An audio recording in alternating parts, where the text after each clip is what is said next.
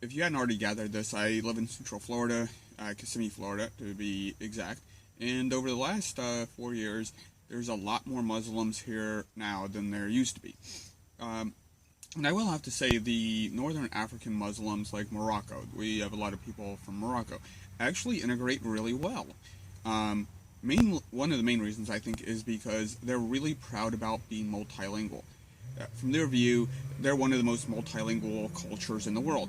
And so they pick up English and they really learn English or try to.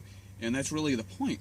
And then they show it off. Like, look at how good I am at my English. Now that I'm here in America, I'm learning English. And it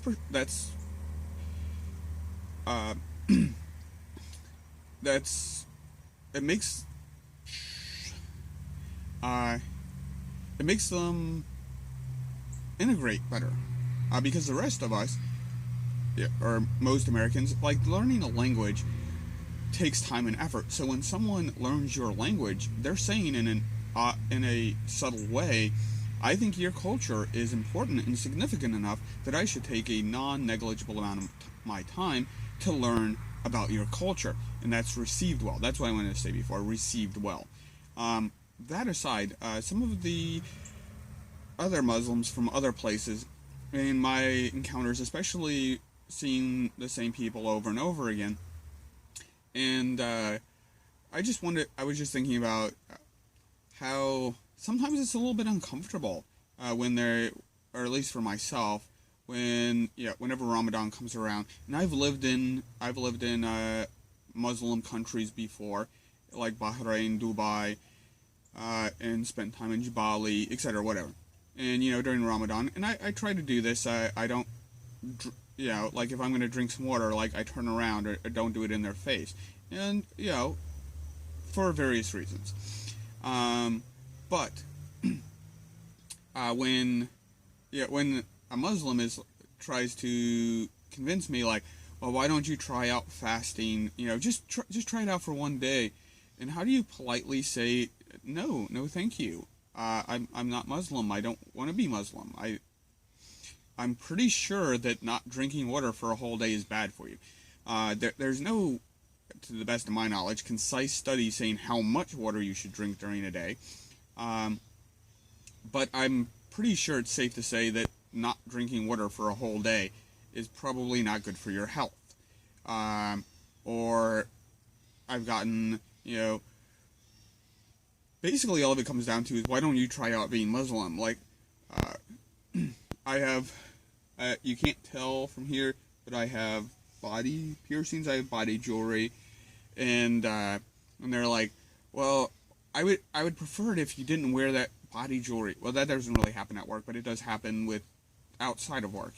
Going to meeting someone, specifically in this case, was helping someone out with something, and later they were like, I preferred if you didn't wear body jewelry or wear fingernail polish. Yeah, like sometimes I wear black fingernail polish. Yep, never entirely made it out of the goth phase. Still haven't. But yeah, that leads to some very uncomfortable conversations, at least for me, when I speak to Muslims or people I know who happen to be Muslim, and they're like, well, why can't you just, stop drinking alcohol? And I'm like, well, I'm not going to. I'm Austrian-Hungarian. According to Wikipedia, the only people who drink more alcohol than us are the French. And I question that sometimes. Also, the Icelandic countries don't rank as high as I think they probably should be, but they're also Germanic people. But yeah, no, I'm not gonna stop wearing jewelry. I'm not gonna starve myself, especially water. I'm not gonna stop painting my fingernails when I feel gothy. I'm not gonna stop drinking alcohol. And this has gone on a little bit longer than I thought it was gonna be, but I'm interested in other people's opinions and views on, like, when you're having conversations with friends, acquaintances who happen to be Muslim, and I think most people are good people, and they just bring along this religious baggage, and when they're like, well, can't you be more like us? Because they want you to be part of their tribe. I think that's really what it is. They want you to be part of their tribe. They're like, oh, you're an intelligent person. Or at least in my case, I'm at least intelligent on some things. There's many things I'm completely stupid about. And, well, whatever. And they want me to be part of their tribe. And how to politely decline that kind of thing? Like, I respect at least certain aspects of your culture.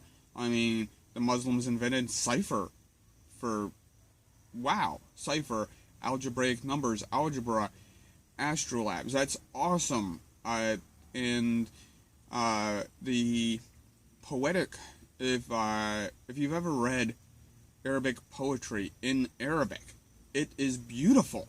This is awesome. Their art is amazing.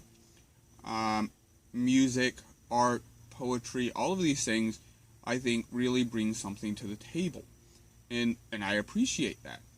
And but when they want to shift a conversation where they're trying to make you more of their tribe, like why can't you be more Muslim? And in your mind, this is like, no, like, I try to be courteous to you, but now you're not being so courteous to me. But I would like to maintain this friendship, and that I think that you are a genuinely good person, because most people are good people, and I just think that you have this weird religion, which is not beneficial to you, me, or anyone. I mean, yes, bring along your cultural heritage of poetry, music, art, mathematics, but that whole starving yourself thing, I mean, if you want to do it, I think it would be beneficial if you didn't, but if you want to do that to yourself, I'm not going to try and tell you differently, but I'm not going to do that to myself. Okay, I'm going to stop there. Like it, love it, hate it, share it, subscribe, that would be awesome, and, yeah, the end, for now. That was a stupid face. Anyways, blah.